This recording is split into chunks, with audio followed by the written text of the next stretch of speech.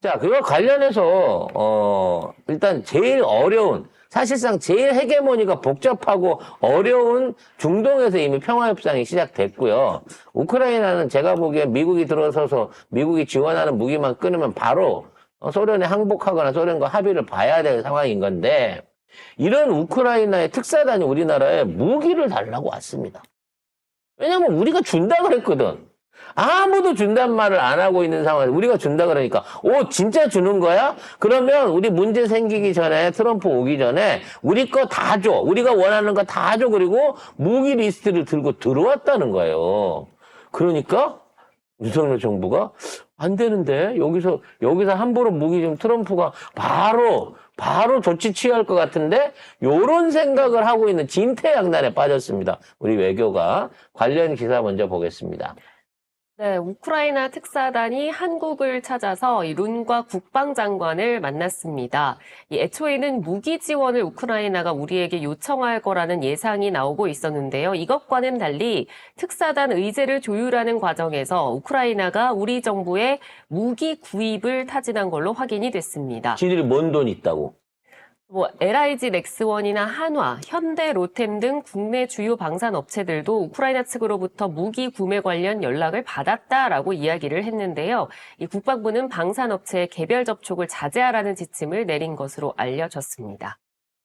웃긴 새끼들이에요. 원래 우리나라 무기는 방산청이라고 해갖고 방산청을 통하지 않으면 사실상 절대 접촉을 할 수가 없거든요. 그러니까 외국에서 예를 들어 한국에 LI 넥슨에 천궁이 있다더라. 그거 한번 사보자라고 천궁에 전화하면 안 되는 시스템이었어. 근데 우리나라가 윤석열 정부 들어오면서 이 기존에 이 방산청이 하고 있던 독점 업무들을 사실상 해지해 버렸어요. 이렇게 되다 보니까 자유로운 타진이 가능해진 거야. 그리고 사후에 보고하는 방식으로 바뀌어져 있는 거예요. 이거 아무도 모르게 바뀌었어요. 송 작가 TV에서만 그때 한 번 언급한 적이 있는데. 그래서 얘네들이 와서 이제 천궁을 사겠다고 하는 거 와서 대포나 K2나 기존에 있는 소총이나 이런 재래식 무기들은 이제는 더 이상 필요가 없다라고 느끼는 겁니다. 왜? 어차피 그런 무기들을 해봐야 운영할 수 있는 기간이나 비용 자체가 없으니까. 근데 왜 하필이면 우리나라의 최고로 최첨단화되어 있는 요격 미사일을 사겠다고 하겠느냐는 거지. 결과적으로 이걸 통해 갖고 러시아하고 러시아 측하고 어떤 형태로든지 포격전 내지는 중장거리를 견제할 수 있는 능력을 확보하겠다는 얘기야. 지금 러시아 쪽에서 집중적으로 공격을 하지 핵까지 사용을 전환하고 있는 상황이기 때문에 러시아 측에서 단거리 미사일을 사용할 때 그걸 막기 위해서는 현재 1500km 전후로 3000km까지 요격할 수 있는 어떤 미사일 시스템이 필요한데 사실은 이게 러시아, 미국제 말고는 다른 나라 거는 믿을 만한 게 없는 거거든요. 근데 우리나라 천궁이 그거를 할 수 있는 능력이 있다. 왜냐면 우리 천궁의 원 기술은 지금 러시아의 S300이라 그래갖고 그 기술을 사실상 받아와서 만든 거기 때문에 거기에 패트리어트 기술도 합쳐져 있기 때문에 이게 실전 능력에서 거의 유일하게 지금 단거리 미사일을 요격할 수 있는 미사일인 거예요. 근데 미국이 이걸 안 주거든. 응? 그래서 이걸 우리한테 사가려고 하는 겁니다. 그렇게 되면 뭔가 큰 협상, 그러니까 어떤 그 양측이 휴전 협상을 하는 데 있어서 굉장히 큰 무기가 될 수 있는, 방어 무기가 될 수 있는 이 중요한 포인트예요. 우크라이나가 꼭 가지고 싶지만 못 가지는 포인트라는 거지. 근데 이건 우리도 필요합니다. 그렇잖아. 우리도 북한하고 대치하고 있고 일본, 러시아, 중국에도 다 단거리 미사일들이 있어요. 우리 국제관계가 안 좋아지면 사드가 우리 지켜주는 게 아니에요. 지금 우리가 자체 생산해서 배치할 수 있는 천궁이 우리 기술인 거고 우리를 지켜줄 지대공 방어 무기 시스템인 거거든. 근데 이거를 내놓으라는 거예요. 저는 이렇게 노골적으로 얘가 리스트를 이런 걸 뽑아, 이것만 달라고 하진 않았겠지만, 이걸 메인으로 해서 달라고 하는데, 만일에 이걸 우리가 우크라이나한테 내줘버리면 러시아, 중국, 미국하고 완전히 척지는 상황을 만들게 될 겁니다. 근데 우크라이나는 오히려 그런 거죠. 내가 먼저 달라고 그런 거 아니잖아. 네가 도와주기로 했잖아. 그리고 이거는 방어 무기니까 살상 무기도 아니잖아. 왜 안 도와줘? 라는 식으로 땡깡을 부리고 있는 거예요. 이거 단호하게 거절 못하면요. 트럼프한테 벼락 맞습니다, 지금 우리나라. 저기 트럼프 이전에 푸틴이 한 번도 러시아에서 먼저 벼락 맞겠죠. 그쪽이 더 가까우니까. 경고를 했거든요. 닥들고 가만히 있으라고 경고했거든요. 푸틴이 대놓고. 진짜 차 한 번 타나요, 이제? 네. 내가 이런 얘기 하면 안 되는데, 제가 너무 답답해서 러시아에서 오신 교수님한테 제가 직접적으로 물어봤어요. 교수님, 러시아 이제 한물 갔네. 아, 왜 푸틴이 윤석열 그냥 내버려 두는 거예요? 그랬더니 또 이 교수님은 또 교수님이잖아요. 되게 진지하게. 아니, 한 나라의 국가 정상이기도 하고, 뭐 이런 식으로 되게 얘기를 하시는 거예요. 그래서, 아, 되게, 그래도 국가 정상까지는 안 건드리는구나. 예. 뭐 그것도 있지만 러시아가 아직 한국에 대한 일종의 그 호감을 거두지 않고 있어요. 그리고 남몰르게 뒤쪽으로 한국하고 기술 교류를 적극적으로 하고 있는 부분이 또 있습니다.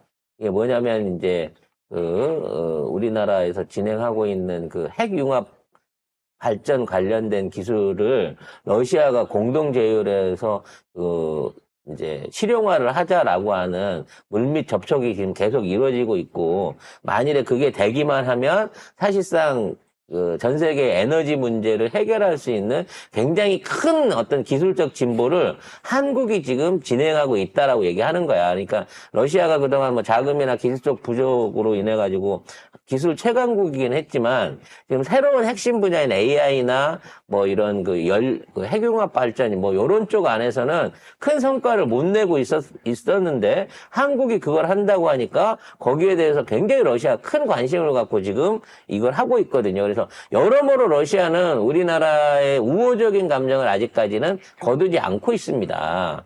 그리고 어떤 형태로든지 우리가 정상 국가로만 돌아가게 된다고 하면 아마 러시아하고의 경제 협력 부분이 앞으로 북한 발전도 같이 있겠지만 러시아를 통한 경제 협력 부분이 대한민국이 앞으로 어떤 그 경제 영토를 열어갈 수 있는데 가장 유리한 조건이에요. 지정학적으로도 그렇고 조건적으로도 그렇고. 너무 웃긴다. 정상 국가로만 돌아가기만 하면.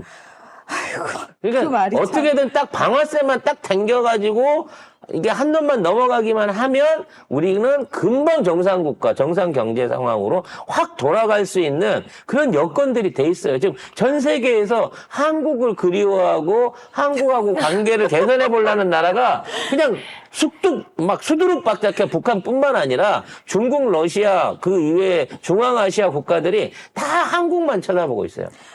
저기 딴 나라들 쳐다보기 전에 저희가 먼저 그리워요. 그 정상 국가가. 네. 그래서 그 정상 국가를 가는 거를 전환하기만 하면 지금에 있는 경제 외교적 어려움은 한 방에 다 해결될 수 있다는 거야. 그래서 그걸 못하게 하려는 놈들이 반민족적인 세력들이고 반국가적인 반국가 세력! 이 외놈들, 우리나라를 제일 경계하는 이 외놈들이 그 짓거리를 하고 있는 거란 말이죠. 정작 우크라이나가 트럼프한테 환심을 사기 위해서 트럼프한테 노벨상을 주자라고 얘기를 하고 있는 정도야. 트럼프 당신 덕분에 우리가 우크라이나의 평화가 찾아왔어요라고 인정을 할게요. 그러면 즉방이야. 대신에 나는 살려줄 수 있지. 이거를 하고 있는 시점에 여기다 무기를 주겠다고 대한민국이? 미친 거잖아.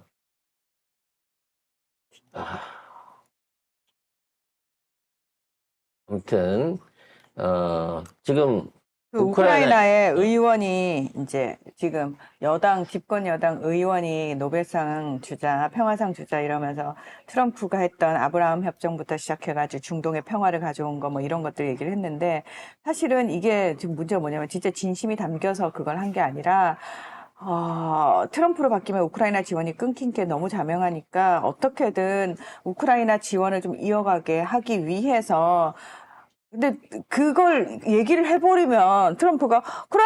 그럼 나 노벨 평화상 받고 지원해줄게. 아니 말을 해도 그렇게 해버리면 안 되잖아요. 그래서 지금 우크라이나 안에서는 정상적으로 투표만 할 수 있으면 젤렌스키의 저기는 끝나요. 끝이지. 휴전만 딱 이루어지게 되면 바로 정상적인 대통령 선거가 있을 거고, 그러면 8대1, 8대2, 8대 9대1로 젤렌스키는 권좌에서 자동으로 끌려 내려오게 될 겁니다. 그래서 그걸 아는 젤렌스키도 어떻게든 지금 있는 휴전 상황을 길게 끌고 가고 싶은 거예요. 자금도 빼돌려야 되고, 자기 아니 이미 빼돌린 돈이 너무 많아요. 뭐 40조 가까이 빼돌렸다고 하더라고요. 일부 타블로이드들 보면. 근데 아마 그보다 훨씬 많이 빼돌렸을 것 같긴 한데, 어찌됐거나 이러한 것들을 준비하기 위해서는 뭔가 러시아에 던질 수 있는 협상 카드가 꼭 필요하단 말이야. 근데 지네가 포를 갖고 있거나 공격 무기를 갖고 있거나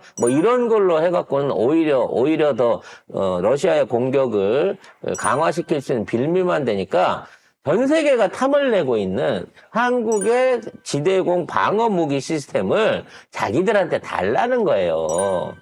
이거 지금 아랍에미레이트도 달라 그러고 사우디도 달라 그러고 중동 지역, 분쟁 지역에서 다 달라는 건데 아직까지 우리 못 내보냈어요. 한 군데도 이거. 왜냐면 우리도 모질해. 지금 올해부터 배치되기 시작했기 때문에 우리도 모질해요. 우리는 사실 사면이 다 적이야. 그러니까 우리는 전국에다가 이거를 진짜 그 동네 편의점 세우듯이 포대를 쫙 깔아놔도 한반도의 안전을 보증할 수가 없단 말이야.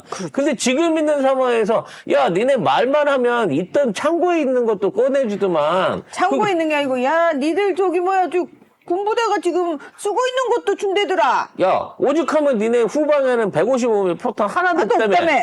이런 소문 얘기까지 다 알고 있는 거야. 소문났어. 이미 소문났어. 그래서 이 협상에 어떻게 대처할 수 있을까? 저 협상단 있잖아요. 초기의 성과를 주기 전에는 특사단 저거 절대 안 갑니다. 자, 젤렌스키한테 어떤 특명을 받고 왔겠어요? 야, 뭐라도 건져와. 무조건 무기 가져와라. 그 무기 오기 전에는 너네 올 생각하지 말아라. 무기와 같이 오면 들어올 수 있다. 너네만은 못 들어온다. 그러면 이제 이걸 안 주고 버티잖아요. 그러면 이제 걔네가 이 젤렌스키가 너무 잘 알잖아. 우크라이나 재건 사업 합의했던 거 없던 걸로 하겠다. 어떻게 될까요? 삼부토건 주고가 막 떨어지겠죠?